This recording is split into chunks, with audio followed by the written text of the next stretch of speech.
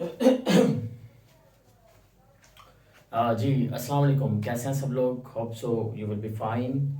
सर्दियों का सीज़न आ चुका है, अपना ख्याल रखें, कैप शैप पहन के रखें, ठीक है। फैशन में खुद को दिखाने की ज़रूरत नहीं है आपको, बीमार हो जाएंगे, ठीक है। और लोगों की चिंता मत करिए, लोग तो कुछ ना कुछ कहते ही रहेंगे, कुछ ना कुछ सोचते ही रहेंगे आपके बारे में। Just focus on the studies and get the success, get the main points and then do it well. Okay, चलिए। बात करेंगे आज हम नेक्स्ट एपिसोड के बारे में। And episode number I think so it would be a 9-1 from the season number 1। And definitely जितने भी स्टूडेंट्स हमारे साथ नए अटैच हो रहे हैं उनको मैं बताता जाऊं कि अगर आपको किसी भी किस्म का टॉपिक की नोट्स वगैरह की ज़रूरत है, आपको हेडिंग समझ में नहीं आ रही, हमसे कॉन्टैक्ट करिएगा, हम आपको वो प्रोवाइड कर देंगे। डाटा भी, डाटा हासिल करने के लिए इस नंबर के ऊपर आपने व्हाट्सएप कर लेना है 0302776296 ऑनलाइन रजिस्ट्रेशन के लिए भी, ऑनलाइन क्लास के लिए भी, ठीक है। अब देखो, जिस तरह से आपको मेडिकल के लेक्चर्स तो यहाँ पे मिल रहे हैं बायोलॉजी के, इसी तरह से अगर आपको फिजिक्स के चाहिए, केमिस्ट्री के चाहिए, तो definitely you have to be contact to us. आपको हमारे साथ कॉन्टैक्ट करना पड़ेगा, रास्ते में आना पड़ेगा। बिकॉज मेरे नज़दीक सबसे इंपॉर्टेंट जो चीज़ है वो क्या है? वक्त। और वो वक्त किसका होता है? आपका और हमारा, ठीक है। वो वक्त ज़ाया नहीं होना चाहिए। बाकी कल का लेक्चर जो था वो हो आपको समझ आ चुका होगा। आगे चलते हैं। स्टूडेंट्स को मैं देखता हूँ किन बच्चे हमारे साथ ज्वाइन कर चुके हैं। और कल के लेक्चर में डेफिनेटली मैंने डिटेल्स थोड़ी ज़्यादा ऐड कर दी थी। आप लोगों को दिक्कत तो नहीं हुई ना? ओके, चलिए, गुड बेटा, गुड होनी भी नहीं चाहिए, ठीक है। Okay, season number 1 episode number हमारे पास है 9, ठीक है। अल्ताफ, बड़ा शायराना मिजाज है आपका, क्या कहना चाह रहे हैं? हमने, वाह, ज़बरदस्त, वाह वाह बेटा, ज़बरदस्त, दिल खुश कर दिया आपने। बाकी जो बच्चे, हमको भी मैं सुना दूँ। अल्ताफ़ ने एक शेर हमारे साथ शेयर किया है। तो शेर कुछ इस तरह से है: हमने कब कहा वो शख्स हमारा हो जाए, बस इतना दिख जाए कि आंखों का गुजारा हो जाए। ये शेर मैंने पहले कहीं सुना हुआ है, बहरहाल बहुत अच्छा था यार। Excellent, excellent. चलिए, खैर, कल वाला जो टॉपिक है ना, उसमें से 2-3 क्विजेस पूछता हूँ, पहले उसका आंसर करिए मुझे, ठीक है। और फिर हम आगे चलते हैं। क्विज नंबर 1 बेटा जी। क्विज नंबर 1 ये है कि which bio element is, which micro which bio element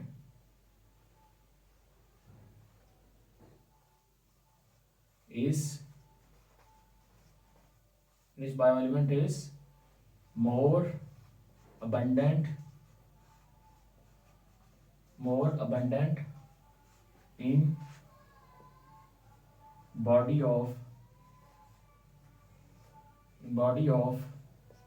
birds?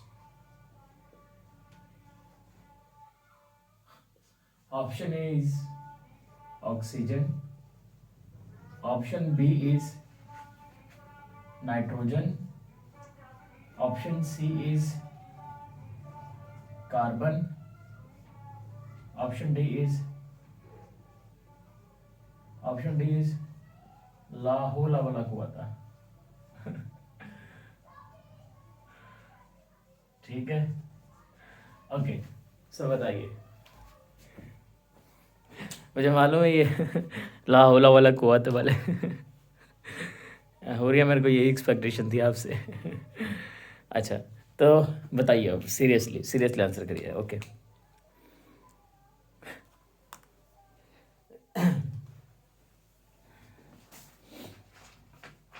हाँ जी, किसी को है?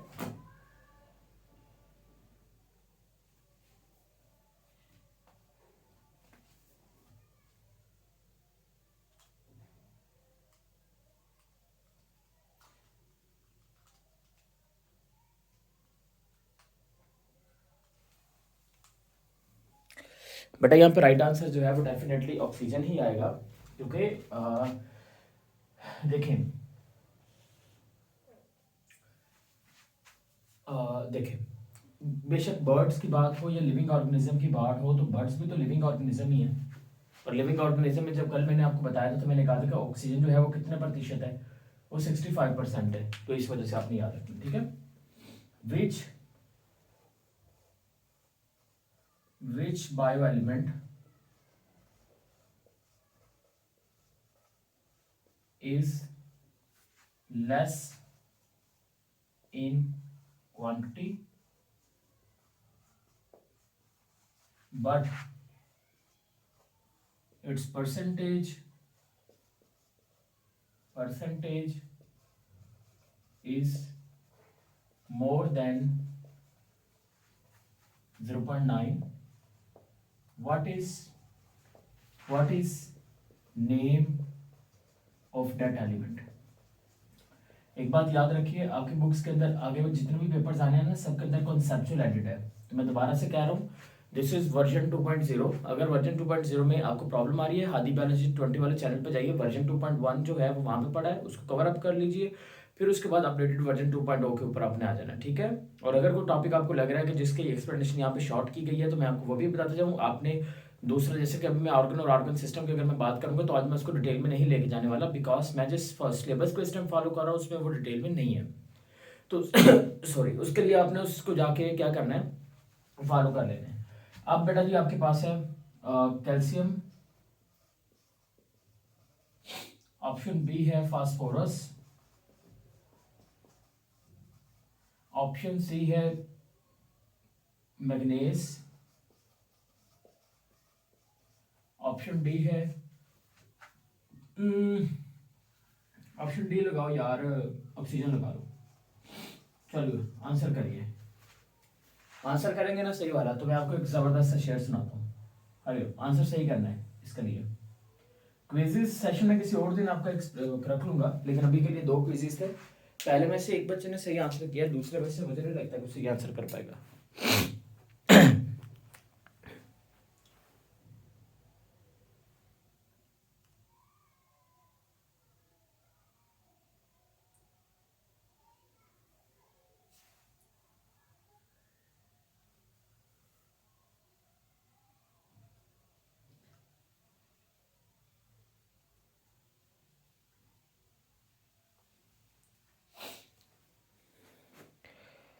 वाओ, ये कैसे आपने किया, जबरदस्त, excellent. The right answer is phosphorus. देखिए कैसे, बहुत अच्छे यार, ये नाम सही से लिखो तो फिर मैं पढ़ूँ आपका नाम क्या था। सबसे पहले शेर सुनाते हैं। हमने अपने असाब को पत्थर सा बना रखा है, हमने अपने असाब को पत्थर सा बना रखा है, एक दिल है जो मानता ही नहीं। चलो खैर बात है ये। तो देखिए मैंने कहा कि which bio element is less in quantity, जो सबसे कम क्वांटिटी में पाया जाता है। तो एक बात तो कंफर्म है कि जो मिनिमम क्वांटिटी में है उसकी बात की जा रही है। अब मिनिमम क्वांटिटी की बात करें तो ट्रेस एलिमेंट सबसे कम क्वांटिटी में होते हैं, जिसको हमने कहा था कि किम्जी के नाम से, डॉक्टर किम्जी, कॉपर मैग्नीज जिंक आयोडीन के नाम से। तो अब लेकिन यहाँ पे आगे शर्त ये रखी गई है कि वो एलिमेंट जो है वो 0.9% से ज्यादा है। मैंने आपको कल बताया था कि जो 1% या 1% से जो ज्यादा होते हैं, 1% से जो ज्यादा होते हैं वो कौन से बायो एलिमेंट्स होते हैं, वो जनाब होते हैं माइक्रो बायो एलिमेंट। मैक्रो नहीं होते, वो माइक्रो बायो एलिमेंट होते हैं, क्योंकि मैक्रो जो होता, सॉरी वो मैक्रो ही होते हैं जो कि आपके पास 1 से ज्यादा होते हैं, मतलब 1 या 1 से ज्यादा होते हैं। अब उसने क्योंकि यहाँ पर 0.9 की बात की गई है ना, 0.9 का मतलब कि 0.9 से ज्यादा मतलब कम से कम 1 होगा।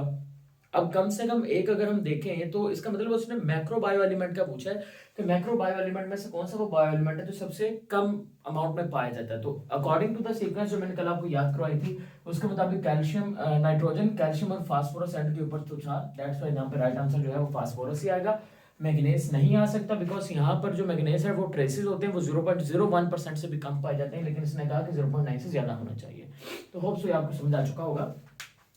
आज का जो हमारा नेक्स्ट टॉपिक है वो है बेटा जी हमारे पास मॉलिक्यूलर लेवल। मॉलिक्यूलर लेवल की तरफ हम जाएंगे और इसको जरा हम देखते हैं what is the molecular level. Molecular level में क्या बात की गई है। कल जब हमने बात की थी तो मैंने बात जो है वो कहाँ पे खत्म कर दी थी, मैंने बात खत्म की थी सेल लेवल के ऊपर, राइट ना। सेल लेवल पे बात जो थी वो मैंने खत्म कर दी थी। यार वीडियो को शेयर किया करो, लाइक किया करो, और आपके जो सोशल मीडिया अकाउंट्स हैं उसके ऊपर शेयर करना है लाजमी तौर पर, फेसबुक के ऊपर, व्हाट्सएप के ऊपर। मुझे ये चाहिए ही चाहिए। सही है, मैं डंके की चोट के ऊपर कह रहा हूँ, मेरे को चाहिए, बिकॉज हमारी जो क्वालिटी है वो सबसे बेहतरीन है, तो मुझे ये चाहिए। समझ में आ गया? तुम लोग पूरा यूट्यूब को छानने की जरूरत नहीं है। We are the best, we are the here. हमें ही सारे फॉलो करके इसके ऊपर वीडियोस बाद में बनाएंगे, लेकिन अभी नहीं है कहीं पे भी कुछ भी। समझ आ गया? तो आप जिस मर्जी को जाके एक्सप्लोर कर लीजिए, यहाँ पे बेस्ट है, तो दैट्स वाई आपको मुझे वो चाहिए। मॉलिक्यूलर लेवल आपने क्या लिखना है? देखिए मॉलिक्यूलर लेवल कब बनेगा? जब हम एटम्स की बात करते हैं। तो बेटा जब डिफरेंट एटम्स जो है ना वो आपस में कंबाइन करते हैं, जब डिफरेंट एटम्स जो हैं वो आपस में क्या करेंगे? कंबाइन करेंगे। तो एटम्स के कंबाइन करने से जो चीज बनेगी उसको हम क्या नाम देंगे? We call it molecule. हम उसको मॉलिक्यूल का नाम देंगे। तो ये चीज आपने याद रखनी है कि मॉलिक्यूल कैसे बनता है। जब एटम्स आपस में कंबाइन करते हैं ना तो उनके दरमियान बॉन्ड बनता है। तो उनके दरमियान बॉन्ड कौन सा बनता है? या तो उनके दरमियान कोवलेंट बॉन्ड बनेगा, जो कि केमिस्ट्री में मैं एक्सप्लेन करूंगा, या तो उनके दरमियान आयनिक बॉन्ड बनेगा। तो मेनली तौर पर ये दो ही बॉन्ड बनते हैं। तो बेटा जी जब एटम्स आपस में मिलते हैं तो उनके दरमियान बॉन्ड बनता है। उन बॉन्ड एटम्स के मिलने के नतीजे में जो चीज बनेगी उसको हम नाम देते हैं मॉलिक्यूल का। क्या नाम देते हैं? मॉलिक्यूल का। जैसे वाटर की बात कर लूं तो वाटर एक मॉलिक्यूल है। क्यों? क्योंकि वाटर के अंदर अगर आप गौर से देखें तो वाटर के अंदर जो ऑक्सीजन एटम होता है वो दो हाइड्रोजन के एटम्स के साथ बॉन्ड किए होते हैं। समझ में आ गया ना? तो इस तरह से चीज आपने याद रखनी कि वाटर एक मॉलिक्यूल है, क्योंकि ये एटम्स के मिलने से क्या हो रहा है? बन रहा है। तो यहाँ पे समझ में आ गया आपको कि मॉलिक्यूल कैसे बनता है। तो आपने याद रखना है कि मॉलिक्यूल्स के बारे में आपने क्या लिखना है? आपने यहाँ पे इसकी डेफिनेशन लिखनी है व्हेन, क्योंकि मॉलिक्यूलर लेवल में हम तो लेवल ऑफ ऑर्गेनाइजेशन जो है वो लिविंग ऑर्गेनिज्म में पढ़ रहे हैं। तो हम क्या लिखेंगे? हम लिखेंगे जब बायो एलिमेंट्स आपस में कंबाइन करते हैं। When atoms of bio elements, when atoms of bio elements combines together, when atoms of bio elements combine together आपस में मिलते हैं and forms bio molecules। तो बेटा जब बायो एलिमेंट्स के एटम्स आपस में मिलेंगे तो मॉलिक्यूल भी कौन से बनेंगे? बायो मॉलिक्यूल्स बनेंगे। बायो मॉलिक्यूल को एक और तरह से भी डिफाइन कर सकते हो। कैसे? आपको molecules that is present in the body of living organism. वो मॉलिक्यूल जो लिविंग ऑर्गेनिज्म की बॉडी में पाए जाते हैं। तो मैं क्या लिखूंगा? मैं लिखूंगा molecules that are present in body of living organism. उसको हम क्या नाम देंगे? उसको आप नाम देंगे, we call it bio molecules का नाम दे देंगे। क्लियर होगी बात? What is bio molecules. अब हम देखते हैं कि बायो मॉलिक्यूल्स के आगे देखते हैं। बेटा बायो मॉलिक्यूल्स की टाइप्स के बारे में बात करें तो बायो मॉलिक्यूल्स की दो टाइप्स होती हैं। इसके बारे में थोड़ा सा देख लो। इसकी दो टाइप्स होती हैं। पहली टाइप की बात करें तो पहली टाइप आपने याद रखना है कि माइक्रो मॉलिक्यूल्स, और दूसरी होती है मैक्रो मॉलिक्यूल। तो मैंने लिखा माइक्रो मॉलिक्यूल, फिर मैंने लिखा मैक्रो मॉलिक्यूल। अच्छा यहाँ पर कुछ चीजें याद रखनी है आपने। क्या याद रखना है कि देखो लफ्ज मैंने यूज किया माइक्रो एंड मैक्रो। अब इसका जो मीनिंग होता है वो डिफरेंट होता है। जैसे कि अगर आपको याद हो माइक्रोबायोलॉजी, जब माइक्रोबायोलॉजी मैंने पढ़ाई थी आपको, तो माइक्रोबायोलॉजी में मैंने कहा होगा आपको कि जो माइक्रो का मतलब होता है वो होता है स्मॉल। माइक्रो का मतलब क्या होता है? स्मॉल होता है। तो माइक्रो का मतलब जो स्मॉल होता है ये माइक्रोबायोलॉजी में है। माइक्रो का मतलब स्मॉल किस में होता है? माइक्रोबायोलॉजी के अंदर होता है।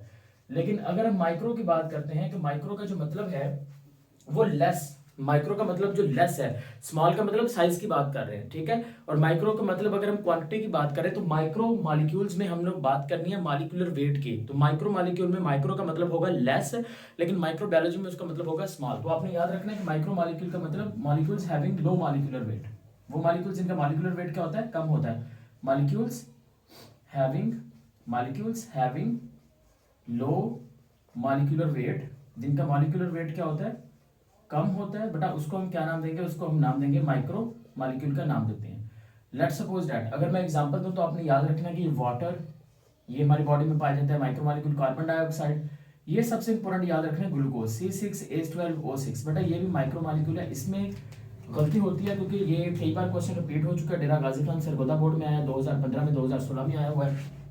तो इसलिए ये इसके ऊपर काफी एमसीक्यूज बनते हैं कि जो ग्लूकोज है, ग्लूकोज एक माइक्रो मॉलिक्यूल है कि मैक्रो मॉलिक्यूल है। तो ग्लूकोज बेटा एक माइक्रो मॉलिक्यूल है। क्यों? क्योंकि ग्लूकोज जब मिलेगा ना, ग्लूकोज के मिलने से एक बड़ा मॉलिक्यूल बनेगा। जब बहुत सारे ग्लूकोज के मॉलिक्यूल्स आपस में मिलते हैं ना तो ग्लूकोज के मिलने से एक बड़ा मॉलिक्यूल बनता है जिसको आप नाम देते हैं स्टार्च का, जिसको आप नाम देते हैं सेलुलोज का। तो ये जो स्टार्च और सेलुलोज होगा ना बेटा, ये किस में आएगा? ये आएगा मैक्रो मॉलिक्यूल के अंदर। क्योंकि इन मैक्रो मॉलिक्यूल का जो छोटा यूनिट होगा वो क्या होगा, वो माइक्रो मॉलिक्यूल होगा, इसलिए ग्लूकोज जो है ये किसमें आएगा, ये माइक्रो मॉलिक्यूल के अंदर आ जाएगा। समझ में आ गई बात आपको? तो ये ग्लूकोज बेटा ये हमेशा माइक्रो में आएगा, ये आपने याद रखनी है। मैक्रो मॉलिक्यूल को कैसे डिफाइन करूंगा, molecules having high molecular weight, तो मैं क्या लिखूंगा, molecules having high molecular weight, जिनका मॉलिक्यूलर वेट क्या होगा, ज्यादा होगा, वो किस में आएंगे, वो मैक्रो मॉलिक्यूल में आ जाएंगे। जैसा कि स्टार्च, जैसा कि लिपिड्स, जैसा कि प्रोटीन्स, ये सारे के सारे मैक्रो मॉलिक्यूल्स हैं। इसी तरह से ये चीज़ आपने याद रखनी है कि अगर मैं बात कर लेता हूँ ऊपर वाले की, तो यहाँ पर आपने कुछ और एग्जांपल्स भी याद रखने, जैसे कि अमाइनो एसिड, ये भी माइक्रो में आएगा। इसी तरह से अगर हम बात कर लें जनाब फैटी एसिड भी माइक्रो के अंदर आएगा, क्योंकि फैटी एसिड जब मिलेगा ना, तो फैटी एसिड्स के मिलने से ही तो बन रहा है लिपिड्स, तो इसलिए ये माइक्रो में है। और अमाइनो एसिड की बात करें तो अमाइनो एसिड के मिलने से क्या बन रहा है, प्रोटीन, इसलिए छोटी चीज जो होगी वो माइक्रो में आएगी, उनके मिलने से जो बड़ी चीज बनेगी वो मैक्रो में आ जाएगी। क्लियर हो गया? एमसीक्यू से तो पूछो, ये कोई भी चीज है तो यहाँ तक जल्दी से पूछ रहे हैं।